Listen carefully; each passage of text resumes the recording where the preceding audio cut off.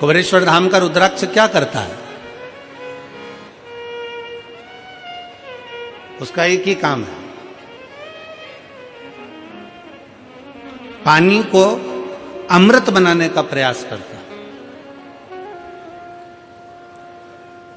काशी में रिसर्च चला कि ऐसा रुद्राक्ष में क्या है जिसको तांबे के कलश में गलाया गया और शंकर जी पे चढ़ाया गया और उस पानी को पिया तो उससे बल उत्पन्न हो गया, बीपी, शुगर, थायराइड जैसी बीमारियां ठीक होने लगी। क्या है ऐसा?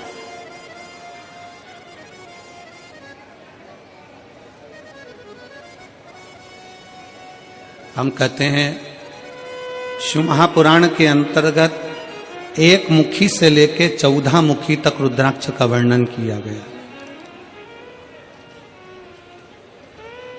शिव महापुराण में एक मुखी से लेकर 14 मुखी तक रुद्राक्ष का वर्णन किया गया और एक भी रुद्राक्ष, कोई कहता है कि एक मुखी रुद्राक्ष ज्यादा प्रबल होता है, कोई कहता है 2 मुखी प्रबल होता है, कोई कहता है 3 मुखी प्रबल होता है, कोई कहता है 5 मुखी प्रबल होता है।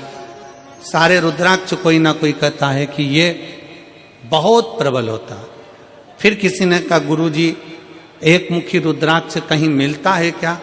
हमने कहा आज के जमाने में एक मुखी आदमी नहीं मिलता तो रुद्राक्ष की बात करते हैं।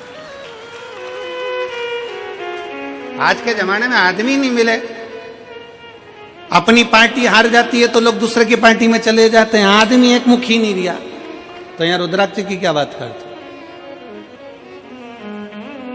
इधर दाल नहीं गली तो उधर पहुंच गए, उधर दाल नहीं गली तो उधर पहुंच गए, उधर दाल नहीं गली तो उधर पहुंच गए। दिन भर डोलते रहते हैं, दिन भर।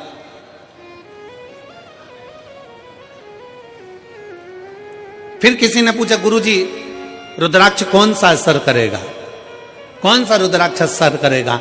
हम कौन सा रुद्राक्ष पहने जो हमारे शरीर पर असर करे? कौन सा रुद्राक्ष हमें पहनना चाहिए कि हमारे शरीर पर असर करे? हम निवेदन करेंगे रुद्राक्ष पहनो मत पहनो, पर मीठी वाणी का रुद्राक्ष अपनी जिह्वा पर रख लो, वो इतना असर करेगा कि सबको अपना बना लेगा, सबको अपना। वाणी ऐसी बोलिए जो मन का, जम के बोलो जरा, वाणी ऐसी बोलिए जो मन का आपा खोए। पर आज के जमाने में वाणी ऐसी बोलिए जो जम के झगड़ा होए, पर उससे मत बोलिए जो तुमसे तगड़ा होए। आज के जमाने में सबसे मूल है आपकी वाणी। वाणी की श्रेष्ठता हो तो समझ लो कि पूरी दुनिया तुम्हारी है, और वाणी की श्रेष्ठता नहीं तो दुनिया तुम्हारी अपने भी है। एक सास के पास में अंगूठी भी है, एक सास के पास में चेन भी है, एक सास के पास में जेवर भी है, एक सास के पास में दुनिया की प्रॉपर्टी भी है, एक ससुर जी के पास में सब कुछ है। सास ससुर के पास में प्रॉपर्टी है, जमीन है, बंगला है, गाड़ी है, पैसा है, धेला है, सब कुछ है। और मान लो उसकी वाणी अच्छी नहीं हो तो घर में 4 बेटे, 5 बेटे, 3 बहुएं, 4 बहुएं, 5 बहुएं, कोई उसका होगा? जम के बोलो जरा, नहीं।